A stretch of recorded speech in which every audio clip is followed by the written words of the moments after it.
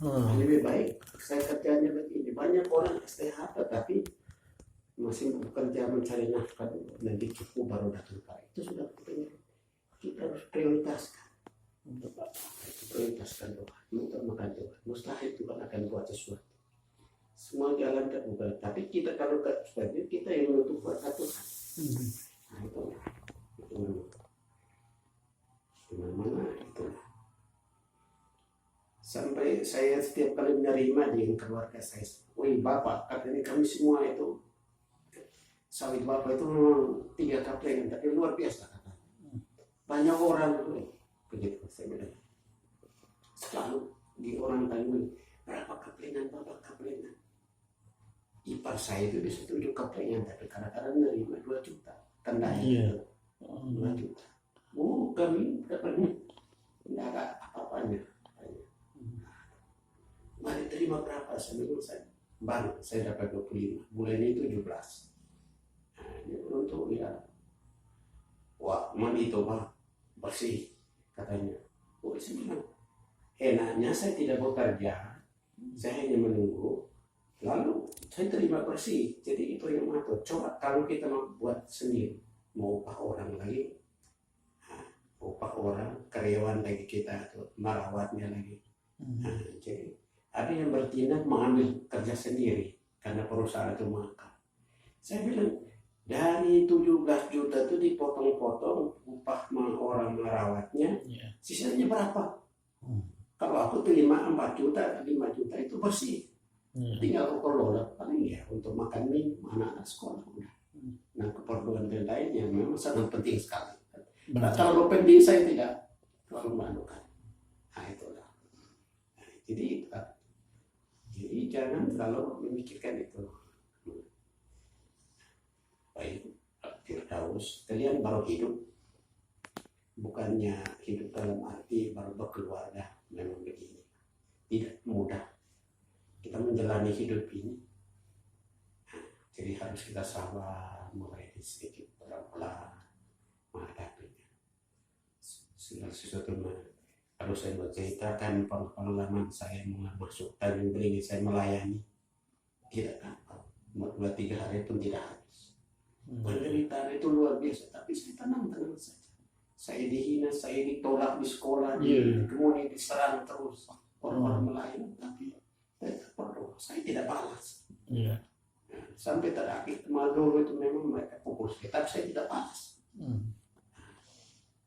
Karena kita berbuat sesuatu yang benar, orang malah tidak menerima. Apalagi yang hal yang tidak bagus. Tentunya lebih parah lagi, lebih hebat lagi kan. Pasti orang mengkhianati bisa membunuh kita. Kita berbuat benar saja untuk mendidik anaknya supaya jadi orang pintar. Orang tidak sering ditanya di Marabu itu orang usir saya begitu, membuat surat. Katanya saya terlalu lama di sebuah Marabu. Nah, tolong minta pindahkan. Tapi di balik itu ada sukacita. Saya dapat sawit 3 kaplengan itu. Mereka menolak saya. Itu sampai hari ini. Itu memang. Jadi dalam menjalani hidup ini banyak suka dukanya, tetapi tidak sama dengan orang yang tidak percaya Pak. Berbeda. Beda Pak ya? Beda, ya berbeda. Tidak sama.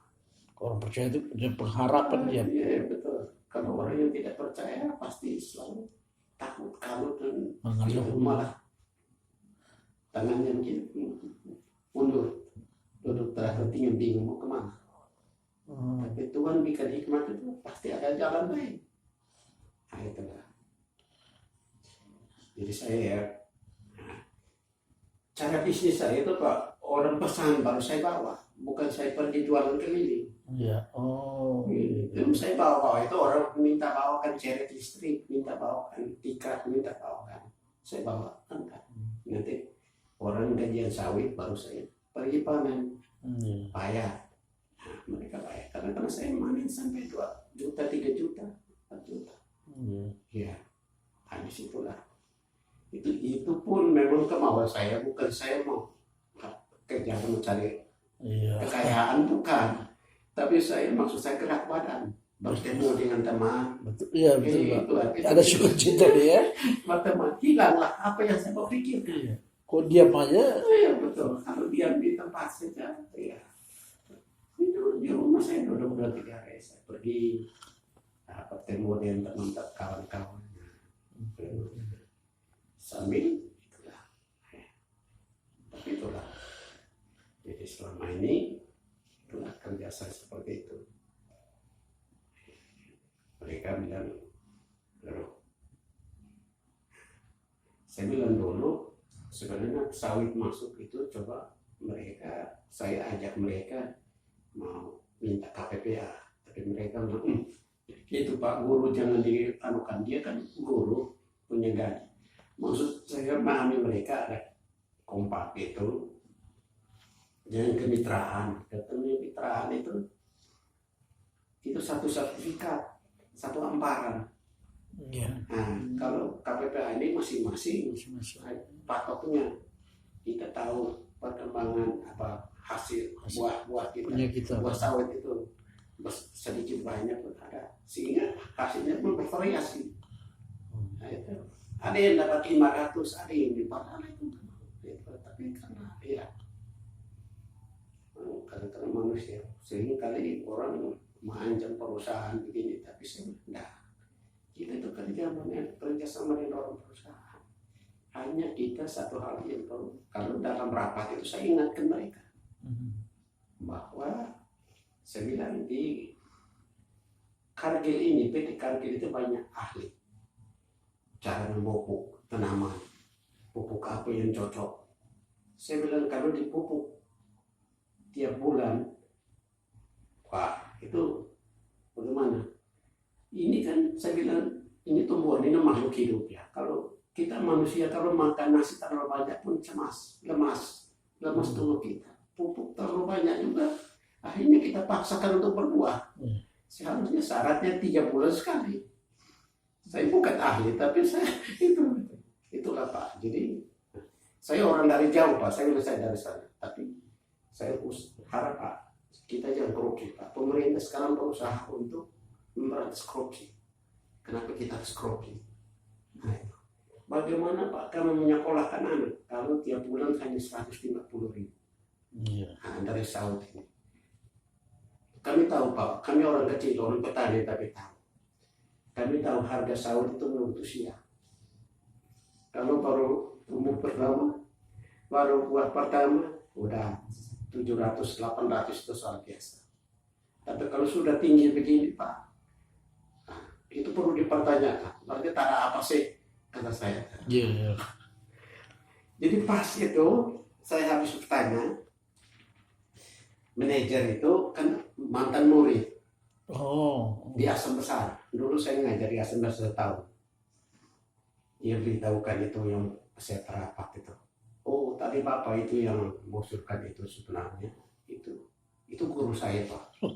Guru saya, dia yang mendidik saya. Memang saya ngajar dia di SD kelas 3. Nah, jadi dia lah yang mendidik saya. Minta maaf Pak, saya kalau saya tidak lupa. Mungkin Pak Senat lupa. Saya bilang dia, saya tidak lupa dengan Pak Senat. Nah, itu namanya Topi. Dia orang Dayak tapi masuk Islam. Nah, mulai dari situ, saya bilang kita usaha. Ketua KUD jangan masukkan pupuk tiap bulan. Nah itu nanti akhirnya potongan itu membengkak. Bagaimana kami petani mau hidup? Sawit ini saya bilang milik kami 322 orang. Hasilnya kita nikmati bersama. Dari perusahaannya, pengurus di dalamnya, sekian persen dari situ kami sisanya yang terima. Jadi mari kita sama-sama. Itu tolong rawatlah baik-baik itu. Hasilnya kita nikmati bersama. Nah, saya mengangkat mereka, bukan saya menjelekkan mereka. Nah itu. Kalau kawan yang lain itu setiap kali rapat itu mereka itu menjelekkan perusahaan. Oh begini, mencuri dia begini, saya tak. Cuma saya mana tegas bahwa belakang jangan korupsi Pak, karena pemerintah berusaha memberantas korupsi. PT ini ya bukan saya manukan. Apabila kita kerja tidak becus, tidak bagus, ya itu bisa menimbulkan masalah. Nah, itu. disitulah mereka udah tahu. Tapi selalu saya dukung dengan doa. Orang Tuhan Yesus nolong berkati pengurus itu berkati sawit yang Tuhan sudah miliki. Hasilnya untuk kebutuhan hidup dan untuk pelayanan pekerjaan Tuhan. Itu. Kalau enggak doa saya itu gitu. Kadang-kadang orang hanya memilikinya itu. Nah, jangan saya bilang kita peternak pun kita mendoakan segala ternak kita juga. Apa yang kita miliki itu memang semua datangnya dari Tuhan. Mempercayakan kepada kita supaya kita kelola. Benar. Nah, yang pemilik Tuhan yang satu itu tuh. Tuhan kita itu. Saya sering mau ngomong dia gitu sama kita. Bagaimana kita mau berhasil kata kita. Melalui itu kita berhasil, tapi ingat saya bilang, jangan lupa ketika kita berkembang, ingat toleh ke belakang dulu, ibaratkan melangkah lihat ke belakang. Siapa sih yang dari belakang mengawalinya? Nah, itu saya ingatkan mereka. Saya omongnya Pak Purba. Itu saya sering kali singgah ke rumah. Nah, itu dia cari buku dari Pak Rastus, mana tolong nanti bawakan sebenarnya. Sementara ini COVID itu saya tidak berhubungan dia. Jadi itu. Karena buku-buku Pak Rastus itu menolong sebenarnya. Kalau macam Bapak kan udah mengalami dari dulu kan udah puas lah. Iya. Susah, getir apa, Betul. pahitnya. Kalau sekarang itu udah ada lagi persoalan ini. Mas sepeda kami. Karena tanamannya kami pakai sepeda dan Pak Frandano itu dari. Dia ketapang sini. Meeting itu bawa kayu besar bulat lompat gitu. Iya. Kami pakai sepeda. Jadi tapi karena pekerjaan Tuhan, kalau orang beralasan untuk apa sih saya setengah mati. Makanya saya bilang sama teman-teman, kita tidak boleh mengeluh. Kenapa? Orang-orang tua kita dahulu sudah memberikan teladan. Dulu sulit, jalannya sulit. Kita sekarang naik motor, Bang. Jalan naik motor udah lebih jauh, walaupun jalannya belucak masih lebih nyaman lah, jauh. Jadi nggak ada alasan untuk mengeluh, Bang. Tahun 87 membangun SMA Antioquia itu, saya dengan Pak Fran. Iya. Pak Yohanes Malioner, mertuanya Pak Yohanes. Kami ikut penataran di sini. Itu. Jadi pembinaan majelis waktu di ATI itu masih RTH berarti D3 itu D3. Saya tahu masih Pak Dian Sinaga, pendeta Yunus KBC, itulah yang mengapalai untuk datang. Gereja masih di Dr. Setiabudi, jalan itu dekat Hotel Pasifik itu dulu. Kami masih pakai gedung itu. Ibadah sih malam, siang menerima materinya, malam kebangunan rohani. Di situlah kami dilatih bagaimana kita menyampaikan firman Tuhan apa, tapi itu belum. Jadi ya ke depan ini supaya lebih mantap lagi, lebih. Nah bagi saya itu ada gambaran karena memang maka itu saya tetap melayani. Karena mereka kemarin, kenapa Bapak memang hebat. Saya setuju dengan Bapak itu khotbah itu praktis itu saya betul-betul menang. Ya, tidak usah bertele-tele. Kita berkhotbah Pak di desa di kota, cuma buat orang jangan bosan. Kalau sudah putar badan itu sudah tidak terima. Jangan diteruskan. Betul. Nanti pulang dia. Iya, kita. Tidak usah. Betul gitu Pak ya. Kalau di desa gitu loh Pak ya. Kita berdoa pun poin-poinnya saja, jangan betul kata dalam itu. Berdoa jangan bertele-tele. Tuhan itu bukan tuli. Iya. Tuhan mendengar segala seluruh doa kita. Apa yang kita butuhkan pokok doa itu sebelumnya kita ucapkan, kita baca lebih dulu supaya kita sampaikan. Karena Tuhan sudah tahu. Nah, saya pendeta yoga. Dia katakan begini, orang berdoa itu bukan khotbah. Orang berdoa itu bukan khotbah, itu bukan doa. Berdoa itu bukan khotbah. Iya, yang Tuhan itu tahu. Karena Tuhan Maha Tahu itu berarti segala-galanya lebih dari itu. Orang ketahuan manusia itu pengetahuan manusia terbatas. Iya. Tapi kalau Tuhan tidak terbatas. Sebelum itu kan dia sudah tahu. Kita pikirkan Tuhan sudah tahu. Apalagi kita sampaikan. Anak itu tidak tahu. Anakku ini tahu tapi tidak mau tahu. Tahu dengan Tuhan kan kita tidak tahu. Itu susahnya sih. Kadang-kadang kita tahu, kita kayak masa bodoh. Tuhan tahu mah. Ya, Tuhan tahu. Itu salah Berarti juga. kita tidak ada reaksi apa-apa. Iya. Itu yang salahnya juga. Betul. Betul salah. Kita tidak mau berseru. Jadi saya berpikir demikian itu, Pak Pendeta. Saya berpikir begitu. Memang manusia sudah, dan saya sudah percaya Tuhan. Tetapi aku tidak mau berdoa. Tidak hanya serahkan Tuhan aja atau udah bisa. Itu yang salah. Itu yang salah. Tuhan kan mau lihat Ya. ini kesungguhan kita juga. Betul ya. Memang. Jadi setiap kali saya duduk di kaki lima, apa yang dipikirkan? Saya memikirkan, apa dunia ini, memang perputaran dunia sekarang ini, rotasi itu dunia sekarang. Memang itulah. Baik, ketawa.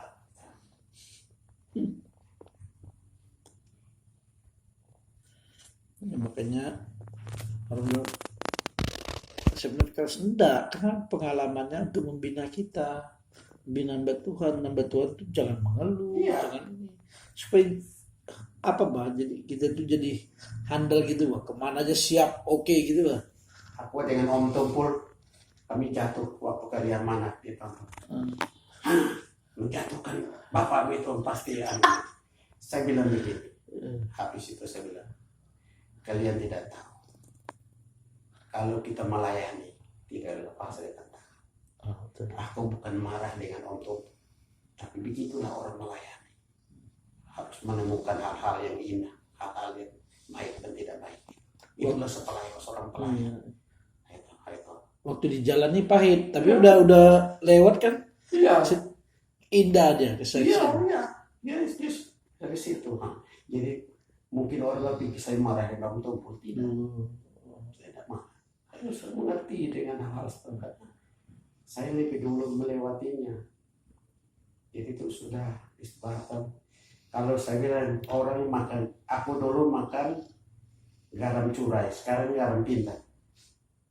Orang mau pintar-pintar saja begitu, mau nyamannya saja begitu. Simple. Kalau dulu saya garam bubuk itu harus diolah dulu, baru bisa makan jadi awet. Jadi itu. Jadi kata Om Tumpul pun mungkin tidak rasa tidak nyaman karena jatuh. Makanya begitu saya tahu. Iblis itu tidak tinggal diam. Jadi Om, saya bilang kalau kita Tuhan itu, iblis itu tidak mendampingi kita apabila kita menyanyi. Kalau mendengar suara kita memuji Tuhan, dia akan mendampingi. Tapi kalau kita diam, pasti timbul pikirannya bukan. Bisa melenceng pikiran kita untuk ke lain. Nah itu. Itulah. Ya, dan teladan gitu kan kita harus berikan kepada yang muda, kepada keluarga. Iya. Makanya Pak Fran, kami dengan sepeda RT itu. Batang melintang potong tebang meeting itu, batangnya besar-besar, sepeda begini. Dorong pun masih lompat, apalagi kita menaiki. Memang luar biasa, 12 kilo. 6 kilo dari ujung ke ujung, dari Kepulu, di hulu Kepulu. Itu di Kepulu itu bukannya bagus jalan juga. Itu dihitung dari Sungai Melayu sampai ke sini 12 kilo. Tapi kami karena saking sukanya mau bertemu dengan hamba betul. Waktu tim dari AT itu, Pak Dian Sinaga, Pak Palak waktu itu. Jadi itu Pak Palak itu orang Dayak di Dayak sini. Kita sekarang di mana-mana. Nah itu. Akhirnya ya kami bertemu menerima materi di sini ke depan. Nanti pembinaan majelis itu penting. Oh, iya Pak, itu Ya.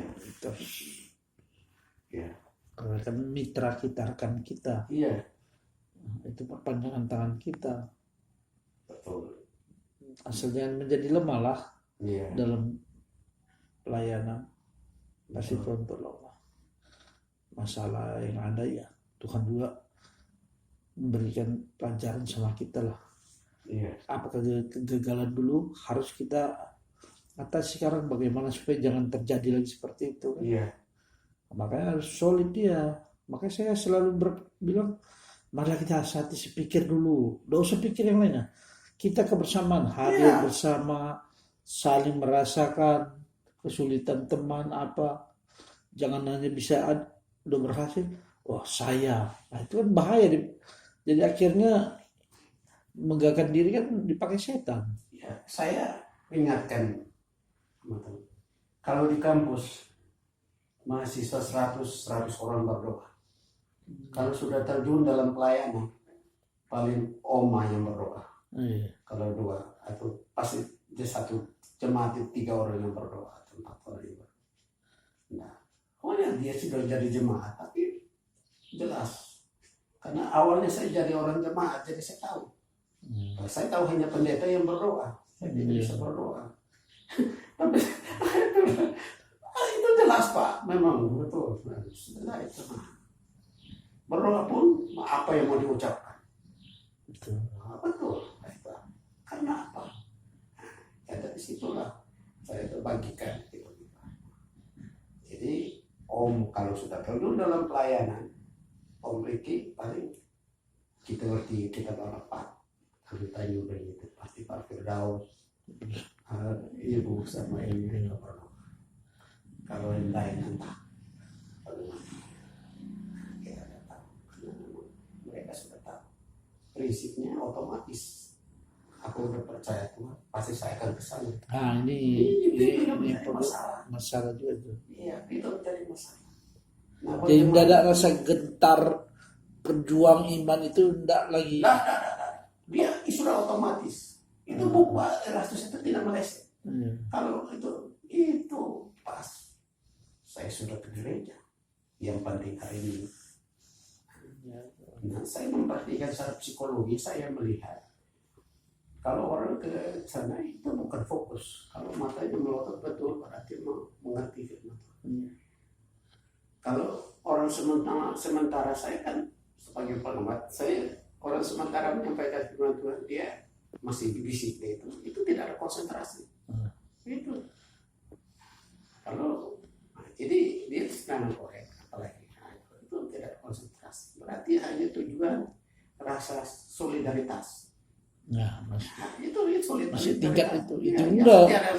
Itu aja pun kalau udah. Saya tidak nyaman kalau saya tidak pergi nanti Pak Pendeta bilang tidak ibadah.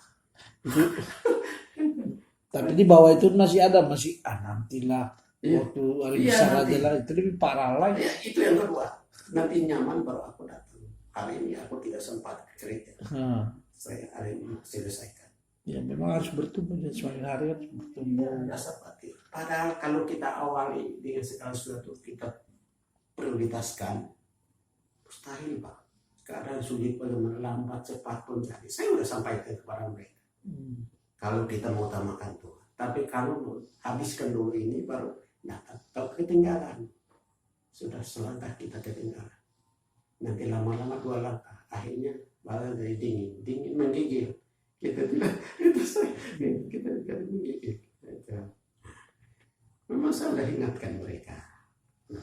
Saya pikir ya, saya juga hari ini Tuhan percayakan saya melayani, tetapi saya sebagai jemaat Tuhan di tempat ini, jadi saya ingatkan kita. Karena saya lebih dulu di sini bukan misalkan Bapak kemarin, bukan masalah sejarahnya itu saya tidak cerita. Saya harapkan supaya kita sama-sama bertumbuh. Itu ya, memang kita harus menanam juga ke jemaat yang benar. Iya, itu. Jangan aku berbicara dunia berarti bukan itu. Iya. Saya masih haus dan lapar dan kebenaran. Banyak yang perlu harus tahu. Iya, berarti Pak. Karena kayaknya saya masih miskin. Bagi orang miskin dia dapat Saya miskin itu apa? kebenaran. Itulah. Saya miskin. Kita harus banyak belajar, membaca, dengar firman Iya. yang bagi. Gitu. Dan memang apa pendeta saya merasakan penuh pertolongan Tuhan itu luar biasa. Saya punya mata itu. Dan yang kedua, mau supaya saya berikan kabar baik kepada orang. Maka itu sekalipun usia kayak gini pun saya tidak mengalah, saya harus jalan terus. Jadi kan bertumbuh dia Pak, sampai punya kepekaan, aku harus, Iya, aku rindu untuk menyampaikan kebenaran, Iya. aku rindu orang memperkaya orang, kan Iya. gitu. Makanya firman Tuhan bilang, sekalipun miskin memperkaya orang kan, memperkaya supaya orang mengenal kebenaran itu. aku tuh heran. Temu orang Cina, Bapak ini pendeta. Saya bilang saya, enggak, guru. Entah dia lihat dan macam apa. Bapak ini pendeta. Nah, kata saya itu mantan guru. Cumanya saya jujur saja di gereja, saya membantu di ada toko yang jual jam di samping itu ada itu botol sembako. Saya masuk ke situ biasanya. Jadi cek di mana. Dia kan orang Katolik. Bukan Katolik, agama Buddha. Buddha yang wihara di itu. Memuncul. Itu. Saya masuk ke toko Mekarsari dekat Loya itu, yang dekat POM itu. Mereka di agama Buddha katanya mereka rupanya pantangnya itu tidak makan daging sapi. Karena memang pujaan mereka. Karena makan sapi itu makan sesamanya. Sampai orang Timur, orang leko-leko katanya mengatakan Timur kan bahasa leko-leko itu baik-baik. Leko-leko. Woi, orang guru leko-leko katanya. Udah itu makan ubi, kalau ada ubi kami makan, ubi kayak berebus, kami makan di tokonya. Sambil kami ngobrol. Jadi itu dia ceritakan bahwa kita boleh makan ini. Ya, saya iakan saja. Gitu. Memang dia agama Buddha gitu. Kemudian kalau orang Hindu di Bali di sana itu kan daging sapi tidak boleh dimakan. Ya, kalau Melayu Islam tidak boleh makan babi. Kalau mereka itu sapi. Kalau kita makan semuanya. Ada Mbak. Ya. Itu kan rahasia yang Tuhan singkapkan sama kita sehingga kita boleh makan semuanya. Iya. Mereka kan belum tahu, ya itulah tugas kita. Ingat firman segala sesuatu halal bagi, tapi semuanya tidak berguna. Ya, konsumen. Apapun yang kita lakukan, memang bagi kita, ya bagi kita ya, itu semua itu baik menurut kita. Tapi bilang sebagian itu tidak baik, justru harus ada perbedaan. Iya. Itu. Ya itu.